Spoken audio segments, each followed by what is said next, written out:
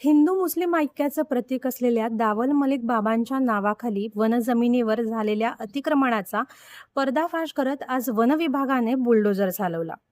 बोरामणी येथील 150 हेक्टर राखीव वनक्षेत्रात उभारलेली सर्व अनधिकृत पत्राशेड, पक्की बांधकामे आणि पाण्याच्या टाक्या काल पहाटे 6 वाजता जमीनदोस्त करण्यात आल्या.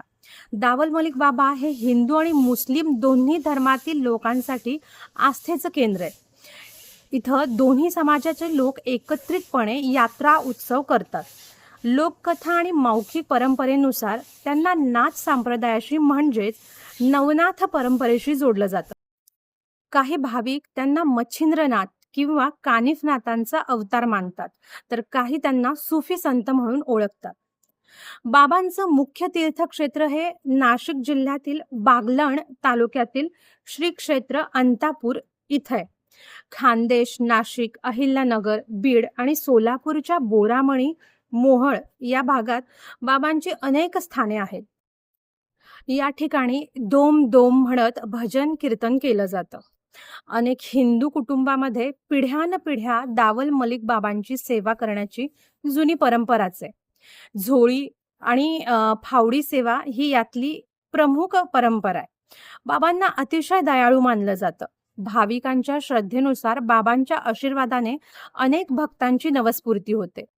नाथ परंपरा संपून मुजावरांची एक हाती सत्ता.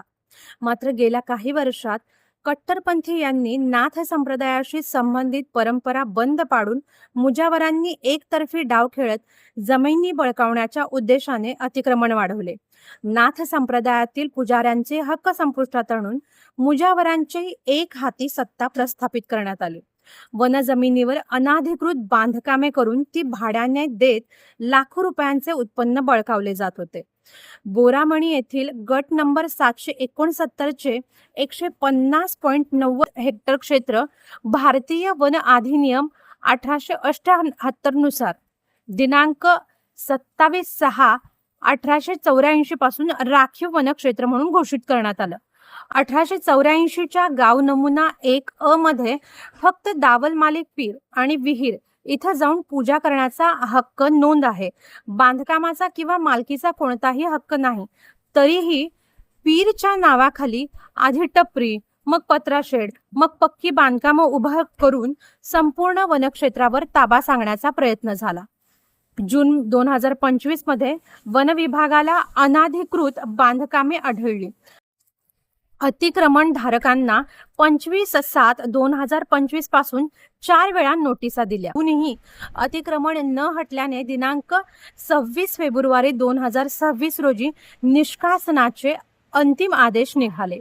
दिनांक 2 जानेवारी 2026 रोजी दावल मलिक दर्गा ट्रस्टचे अध्यक्ष नामदेव मुरुमकर व सचिव लियाज करीम मुजावर सुनावणीस हजर झाले.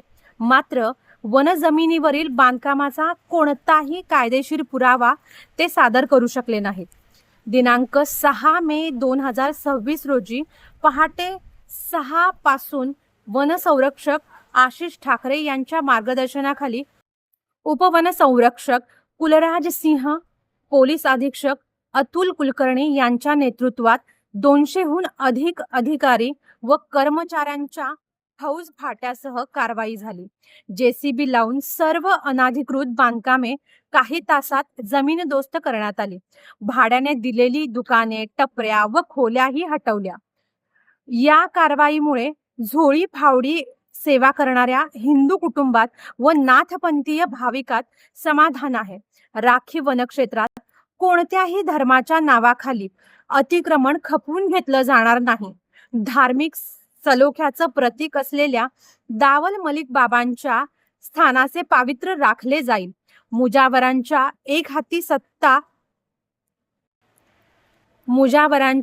हाती सत्तेला आळा बसला असून जमीन हडपण्याचे व भाडे वसुलीचे लँड जिहादी मनसुबे महाराष्ट्रात चालणार नाही. हा संदेश आजच्या कारवाईतून गेला आहे. 150 हेक्टर राखीव वनक्षेत्र आता अतिक्रमण मुक्त झालं आहे.